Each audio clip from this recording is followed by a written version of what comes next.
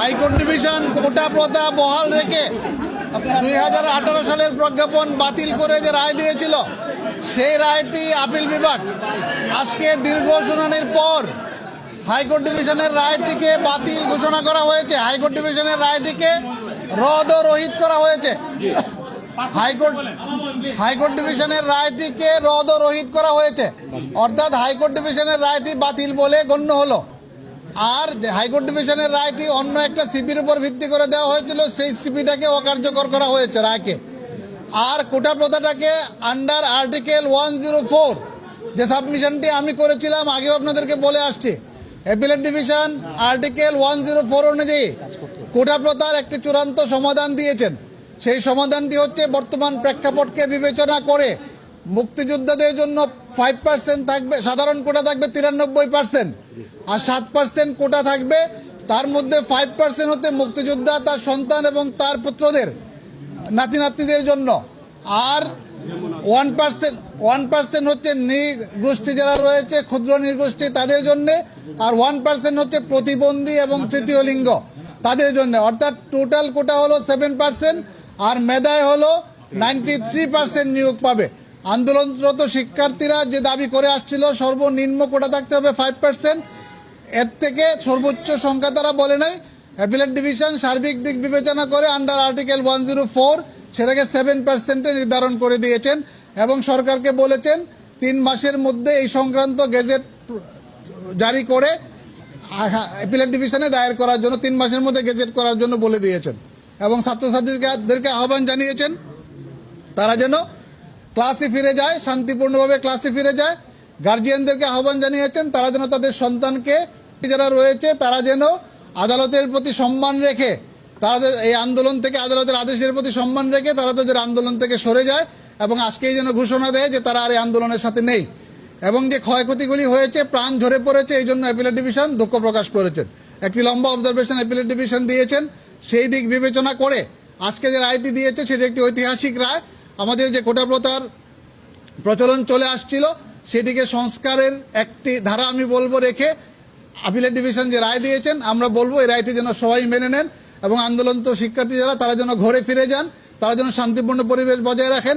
এবং এই আন্দোলনকে কেন্দ্র করে তৃতীয় পক্ষ যারা মাঠে আসছে আমি বলবো তাদেরকে, তারা যেন আর ঘোলা পানিতে মাছ শিকার না করেন, তারা যেন আর রাষ্ট্রীয় সম্পদের ক্ষয়ক্ষতি না করেন, তারা যেন এই ঘোলা পানিতে মাছ শিকার করার যে প্রবণতা, তারা এই কোমলমতি শিক্ষার্থীদেরকে ভুল বুঝিয়ে তারা তাদের সরকার পতনের আন্দোলনের হাতিয়ার হিসেবে ব্যবহার করার যে অসৎ উদ্দেশ্য এবং অসৎ প্রবণতা, তার থেকে যেন তারা ফিরে যায়, সে আহ্বান আমি তাদেরকে জানাবো। এবং রায়ে এটিও বলে দেওয়া হয়েছে, যেহেতু বিষয়টি পলিসি ম্যাটার, আজকে আলোচনার সবচেয়ে বড় বিষয় ছিল যে বিষয়টি পলিসি ম্যাটার। 3টা আর্গুমেন্ট ছিল। পলিসি ম্যাটার হওয়ার কারণে হাইকোর্ট ডিভিশন সরকারের পলিসি ম্যাটার বিষয়ে কোনো রায় দিতে পারে না। কিন্তু আজকে অ্যাপিলেট ডিভিশন 104 ধারাকে অবলম্বন করে যে নির্দেশনা দিয়েছেন, সেখানে কিন্তু আবার এক্সিকিউটিভকে বলে দিয়েছেন যে পরবর্তীতে তারা ইচ্ছা করলে কোটা পরিবর্তন এবং সংস্কার করতে পারবে। এই রায় কোনো বাধা হয়ে দাঁড়াবে না। আরেকটি বিষয় ক্লিয়ার করা দরকার যে হাইকোর্টের জাজমেন্টে মুক্তিযোদ্ধা এবং তাদের সন্তানদেরকে ব্যাকওয়ার্ড হিসাবে উল্লেখ করা হয়েছিল, কিন্তু অ্যাপিলেট ডিভিশন মনে করে বা আমরা সাবমিশন করেছি যে মুক্তিযোদ্ধারা আমাদের জাতির সূর্য সন্তান, তারা আমাদের গৌরব, তাদেরকে কখনোই ব্যাকওয়ার্ড হিসেবে চিহ্নিত করা যাবে না, তারা ফরওয়ার্ড থাকবে সবসময়। তাদের সম্মানার্থে এই কোটা দেওয়া হয়েছে, এটা তাদের সম্মানের বিষয়। আর অন্য যারা পেয়েছে তারা তাদের রাইট হিসেবে সংবিধানের আর্টিকেল 28, 29, 14 অনুযায়ী যেভাবে প্রোটেক্ট করতে বলা হয়েছে, সরকার সেভাবে তাদের রাইট এবং তাদের ইন্টারেস্টটাকে প্রোটেক্ট করবে।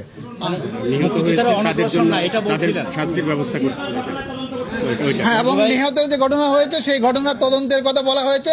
মাননীয় বিচারপতি খন্দকার দিলুরুজ্জামানকে প্রধান করে, যে সুপ্রিম কোর্টের বিচারপতি, উনি হাইকোর্ট ডিভিশনের বিচারপতি, ওনাকে প্রধান করে যে তদন্ত কমিটি গঠন করা হয়েছে, প্রত্যেকটা মৃত্যুর ঘটনা নিরূপণ করে কারা দোষী আছে সেইটা উনি নিরূপণ করবেন, নিরূপণ করে একটা রিপোর্ট যথাসময়ে সাবমিট করবেন বলে আদালত আশা প্রকাশ করেছে। তদন্তে সরকারকে সহযোগিতার কথা বলা হয়েছে এবং তদন্ত কাজে সরকারকে সহযোগিতা করার জন্য অ্যাপিলেট ডিভিশন বলে দিয়েছে।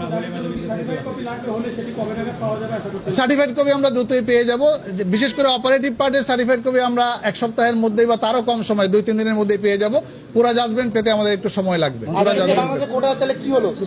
বাংলাদেশের কোটা সিস্টেম এখন খুবই পরিষ্কার।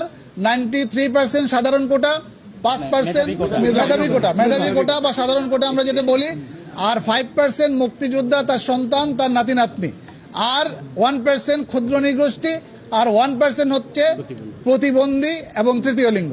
কিন্তু সরকারকে যে স্বাধীনতা দিল সেটাতে তো এই 93% যে মানতে হবে সেটা তো বাধ্যবাধকতা নাই। না, এটা হলো এটা তো clear করতে পরবর্তীতে এটা হলো পরবর্তীতে পরিবেশ পরিস্থিতি বিবেচনায় যদি সরকার মনে করে, যেহেতু এটা পলিসি ডিসিশন, এটা কিন্তু কোনো কিছুকে সামনে রেখে না, শুধুমাত্র পলিসি ডিসিশনটা সরকারের হাতেই থাকতে হবে। এই জন্যই সরকারের হাতে এই জিনিসটা রাখা হয়েছে।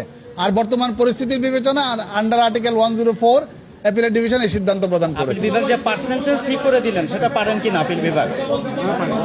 আপিল বিভাগ 104 আপিল বিভাগ বলে দিয়েছে 100 পরে আপিল বিভাগ 100 পরে কমপ্লিট জাস্টিস বলতে যেটা বোঝায় এটা একটু সেটা ক্লিয়ার করেন মঞ্জু ভাই, এটা একটু সরকার ক্লিয়ার করেন। সেটা আপনার আপিল বিভাগের আছে। 104 হলো আপিল বিভাগের আপিল বিভাগ। ওনার রায়ে আপিল বিভাগ রায়ে স্পষ্ট করে বলে দিয়েছেন যে বর্তমান প্রিভেলিং সিচুয়েশনে to do complete justice under article 104 of the constitution, exactly এই কথাটা অ্যাপিলেট ডিভিশন বলেছেন।